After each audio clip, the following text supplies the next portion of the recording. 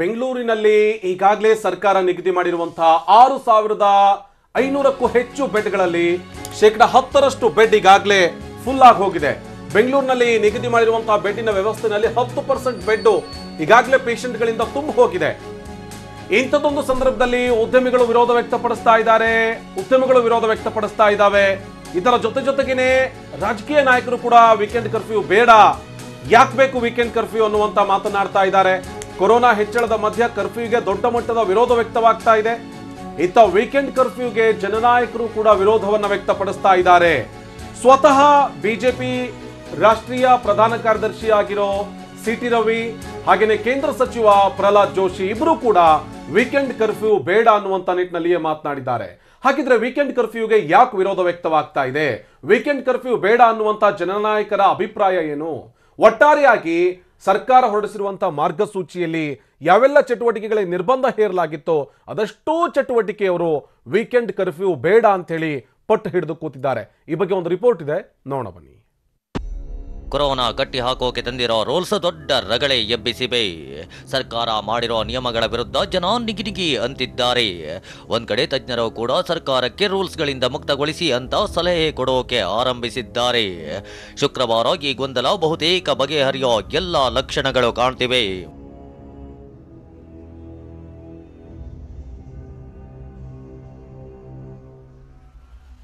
Weekend curfew ಸೇರಿ tough ರೂಲ್ಸ್ಗೆ ವಿರೋಧ.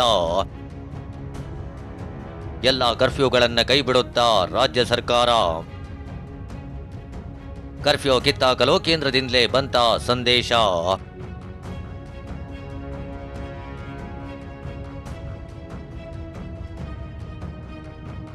ನಿಜ, ಕರ್ಫ್ಯೂ ಕಿತ್ತಾಕಲು ಕೇಂದ್ರದಿಂದಲೇ ಸಂದೇಶ ಬಂದಿದ್ಯಾ ಅನ್ನೋ ಅನುಮಾನ ಹುಟ್ಟಿದೆ. ಯಾಕಂದ್ರೆ ರಾಜ್ಯದಲ್ಲಿ ಈಗ 50-50 rules, night curfew, weekend curfew ವಿರೋಧಿ ಅಲೆ ಎದ್ದಿದೆ. ಸಾಮಾನ್ಯರಿಂದ ಹಿಡಿದು ಉದ್ಯಮಿಗಳೆಲ್ಲರೂ ವೀಕೆಂಡ್ ಕರ್ಫ್ಯೂ ವಿರುದ್ಧ ಗುಡುಗುತ್ತಿದ್ದಾರೆ. ಅಸಲಿಗೆ ನಿನ್ನೆ ಇದೇ ವಿಚಾರವಾಗಿ ಸಿಎಂ ನೇತೃತ್ವದಲ್ಲಿ ಸಭೆ ನಡೆಸಲಾಗಿದೆಯಾದರೂ ಒಂದು ಸ್ಪಷ್ಟ ನಿರ್ಧಾರಕ್ಕೆ ಬರುವುದಕ್ಕೆ ಸರ್ಕಾರಕ್ಕೆ ಸಾಧ್ಯವಾಗಿಲ್ಲ. ಸಭೆಯಲ್ಲೂ ವೀಕೆಂಡ್ ಕರ್ಫ್ಯೂ ಬೇಕು ಅನ್ನೋರದ್ದು ಒಂದು ತಂಡವಾದರೆ ಬೇಡ ಅನ್ನೋರದ್ದು ಒಂದು ತಂಡ. ಒಟ್ಟಾರೆ ಸರ್ಕಾರದ ನಿರ್ಧಾರ ಗೊಂದಲದ ಗೂಡಾಗಿದೆ. ಒಂದ್ ಕಡೆ ಸಚಿವ ಅಶೋಕ್ ಶುಕ್ರವಾರ ಗುಡ್ ನ್ಯೂಸ್ ಕೊಡ್ತೀವಿ ಅಂದ್ರೆ, ಇನ್ನೊಂದ್ ಕಡೆ ಸುಧಾಕರ್ ಗುಡ್ ನ್ಯೂಸ್ ಅಂದ್ರೆ ಏನು ಅಂತ ಕೇಳ್ತಿದ್ದಾರೆ. ನಾವು ಏನೇ ತೀರ್ಮಾನ ತೆಗೆದುಕೊಂಡ್ರು ಜನರ ಪರವಾಗಿ ತೀರ್ಮಾನವನ್ನು ತೆಗೆದುಕೊಳ್ತೀವಿ. ಶುಕ್ರವಾರವರೆಗೂ ಕಾಯಿರಿ. ಶುಕ್ರವಾರ ನನಗನ್ನಿಸ್ತೈತೆ ಒಳ್ಳೆ ಸುದ್ದಿ ಬರ್ಬೋದು, ಕಡಿಮೆ ಆದರೆ. ಗೊತ್ತಿಲ್ಲ ನನಗೆ, ನಿಮ್ಮ ಪ್ರಕಾರ ಗುಡ್ ನ್ಯೂಸ್ ಯಾವುದು ಬ್ಯಾಡ್ ನ್ಯೂಸ್ ಯಾವುದು ನನಗೆ ಗೊತ್ತಿಲ್ಲ. ನಾನು ಆರೋಗ್ಯ ಸಚಿವನಾಗಿ ನ್ಯೂಸನ್ನು ಕೊಡ್ತೇನೆ. ನನಗೆ ಗುಡ್ ನ್ಯೂಸ್ ಯಾವುದಪ್ಪ ಅಂದರೆ, ಯಾವಾಗ ಕೋವಿಡ್ ಕಡಿಮೆ ಆಗ್ತದೆ ಅದು ನನಗೆ ಗುಡ್ ನ್ಯೂಸ್.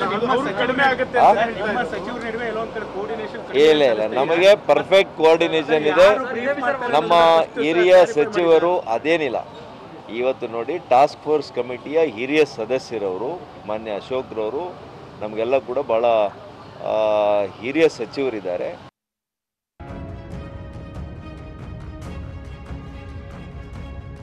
ಅಲ್ಲಿಗೆ ಕೊರೋನಾ ಕಟ್ಟಿ ಹಾಕಲು ಮಾಡಿರೋ ರೂಲ್ಸ್ಗಳನ್ನೇ ಕಂಟ್ರೋಲ್ ಮಾಡೋಕೆ ಕೇಂದ್ರವೇ ಎಂಟ್ರಿ ಕೊಟ್ಟಿದೆ. ಕೇಂದ್ರದಿಂದ ರಾಜ್ಯ ಸರ್ಕಾರಕ್ಕೆ ಕ್ಲಿಯರ್ ಕಟ್ ಮೆಸೇಜ್ ಪಾಸ್ ಮಾಡುವಂತೆ ಕಾಣ್ತಾಗಿದೆ.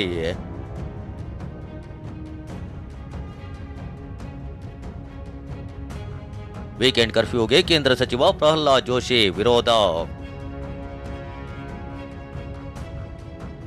ಹೌದು, ಹುಬ್ಬಳ್ಳಿಯಲ್ಲಿ ಮಾತನಾಡಿದ ಸಚಿವ ಪ್ರಹ್ಲಾದ್ ಜೋಶಿ ವೀಕೆಂಡ್ ಕರ್ಫ್ಯೂ ಅಗತ್ಯವಿಲ್ಲ, ಲಾಕ್ಡೌನ್ ಅಗತ್ಯವಿಲ್ಲ ಎಂದಿದ್ದಾರೆ. ನಾವು ಕೂಡ ಈ ಮೈಕ್ರೋ ಕಂಟೈನ್ಮೆಂಟ್ ಝೋನನ್ನು ಮಾಡಲಿಕ್ಕೆ ನಾವು ಸಲಹೆ ಕೊಟ್ಟಿದ್ದೇವೆ. ಎಂಟೈರ್ ಲಾಕ್ಡೌನ್ ಮೊದಲನೇ ಮಾರ್ಚ್ 20ನೇ ಇಸ್ವಿಯಲ್ಲಿ ಏನಿತ್ತು ಅಂತಂದರೆ, ಮಾರ್ಚ್ 21 ಏಪ್ರಿಲ್ 20ರಲ್ಲಿ ದೇಶದ ಒಂದು ಮೆಡಿಕಲ್ ವ್ಯವಸ್ಥೆಗಳು ಇನ್ನೂ ಇಕ್ವಿಪ್ ಆಗಿರಲಿಲ್ಲ ಮತ್ತು ವ್ಯಾಕ್ಸಿನೇಷನ್ ಇರಲಿಲ್ಲ. ಹೀಗಾಗಿ ಈಗ ಯಾವುದೇ ಕಾರಣಕ್ಕೂ ಲಾಕ್ಡೌನನ್ನು ಮಾಡುವಂಥ ಅವಶ್ಯಕತೆ ಇಲ್ಲ. ಇದನ್ನು ಎಲ್ಲ ರಾಜ್ಯಗಳಿಗೂ ನಾವು ಸ್ಪಷ್ಟಪಡಿಸಿದ್ದೇವೆ. ಸ್ಮಾಲ್ ಕಂಟೈನ್ಮೆಂಟ್ ಝೋನ್ ಮಾಡಬೇಕು. ಅಲ್ಲಿ ಎಲ್ಲಿ ಆಗಿದೆ, ಭಾಳ ಜಾಸ್ತಿ ಎಲ್ಲಾದರೂ ಆದರೆ ಅಲ್ಲಿ ಒಂದು ಸ್ಮಾಲ್ ಕಂಟೈನ್ಮೆಂಟ್ ಝೋನ್ ಮಾಡಬೇಕು. ಮತ್ತು ಟ್ರ್ಯಾಕ್ ಮಾಡುವಂಥದ್ದು, ಟ್ರೇಸಿಂಗ್ ಆ್ಯಂಡ್ ಟ್ರ್ಯಾಕಿಂಗ್ ಬಗ್ಗೆ ಹೆಚ್ಚು ಆಗ್ರಹ ಕೊಡಬೇಕು ಅನ್ನುವಂಥದ್ದು ಭಾರತ ಸರ್ಕಾರದ ಅಲ್ಲ. ಈಗ 2 ವಾರ ಆಗಿದೆ. ನನಗೆ ಮುಖ್ಯಮಂತ್ರಿಗಳು ಹೇಳಿದ್ದು ಈ ಶುಕ್ರವಾರ ನಾವು ರಿವ್ಯೂ ಮಾಡ್ತೀವಿ, ಈ ಗುರುವಾರ ಶುಕ್ರವಾರಕ್ಕಿಂತ ಮೊದಲು ನಾವು ರಿವ್ಯೂ ಮಾಡ್ತೀವಿ ಅಂತ ಹೇಳಿದ್ದಾರೆ. ನನಗನ್ಸೋದು, ನನ್ನ ವೈಯಕ್ತಿಕ ಅನಿಸಿಕೆ, ನಾನು ಭಾರತ ಸರ್ಕಾರದ ಮಂತ್ರಿಯಾಗಿ ಕರ್ನಾಟಕ ರಾಜ್ಯ ಸರ್ಕಾರಕ್ಕೆ ಈಗ ಸಲಹೆ ಕೊಡ್ತಾ ಇಲ್ಲ. ನನ್ನ ವೈಯಕ್ತಿಕ ಅನಿಸಿಕೆ, ವೀಕೆಂಡ್ ಕರ್ಫ್ಯೂನು ರಿಲ್ಯಾಕ್ಸ್ ಮಾಡಬೇಕು. ಏನು ನಿಯಮಗಳಿದೆ ಆ ನಿಯಮಗಳನ್ನು ಜನನೂ ಪಾಲನೆ ಮಾಡಬೇಕು, ಸರ್ಕಾರನೂ ಅದನ್ನು ಎನ್ಫೋರ್ಸ್ ಮಾಡ್ಸೋಕ್ಕೆ ಪ್ರಯತ್ನ ಮಾಡಬೇಕು. ವೀಕೆಂಡ್ ಕರ್ಫ್ಯೂ ಅಗತ್ಯ ಇಲ್ಲ, ಯಾಕಂದರೆ ಎಕಾನಮಿ ಕೂಡ ನಡಿಬೇಕು. ವೀಕೆಂಡ್ ಕರ್ಫ್ಯೂಗೆ ಸಿಟಿ ರವಿ ಸಹ ವಿರೋಧ.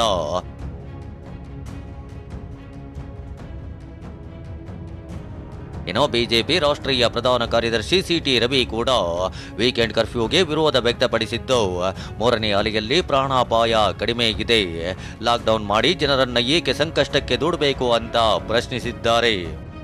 ಇದರ ಎಫೆಕ್ಟು ಭಾಳ ಕಡಿಮೆ ಇದೆ.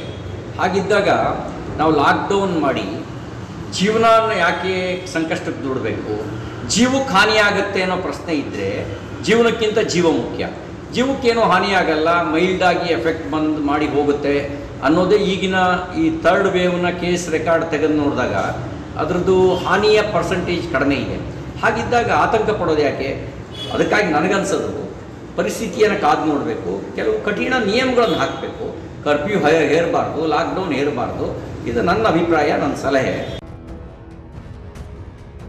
ಇನ್ನು ನಾಯಕರ ಈ ಮಾತಿಗೆ ಪ್ರತಿಕ್ರಿಯೆ ನೀಡಿರೋ ಸಚಿವ ಸುಧಾಕರ್, ಅವರೆಲ್ಲರ ಸಲಹೆಗಳನ್ನ ಅಭಿಪ್ರಾಯಗಳನ್ನ ಗಮನದಲ್ಲಿ ಇಟ್ಟುಕೊಳ್ತೀವಿ ಎಂದಿದ್ದಾರೆ.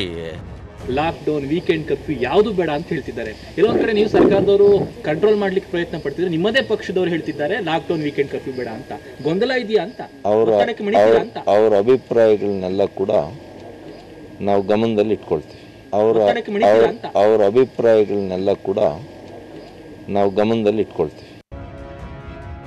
ಈ ವಾರವೇ ವೀಕೆಂಡ್ ಕರ್ಫ್ಯೂ ಕೊನೆಯಾಗುತ್ತಾ?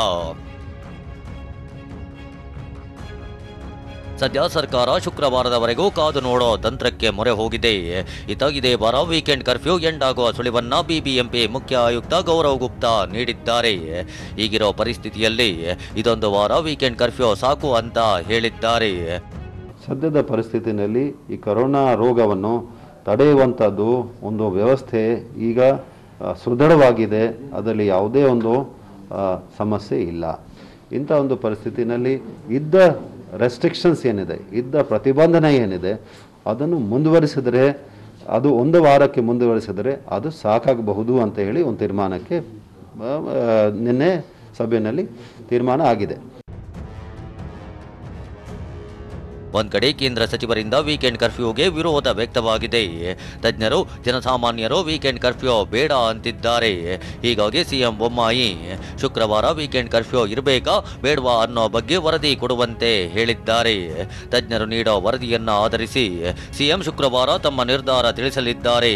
ಹೀಗಾಗಿ ಇದೇ ಶುಕ್ರವಾರ ವೀಕೆಂಡ್ ಕರ್ಫ್ಯೂ ಎಂಡ್ ಆಗುತ್ತಾ ಅಥವಾ ಈ ವಾರ ಜಾರಿಯಾಗಿ ಮುಂದಿನ ವಾರದಿಂದ ಎಂಡ್ ಆಗುತ್ತಾ ಕಾದು ನೋಡಬೇಕು.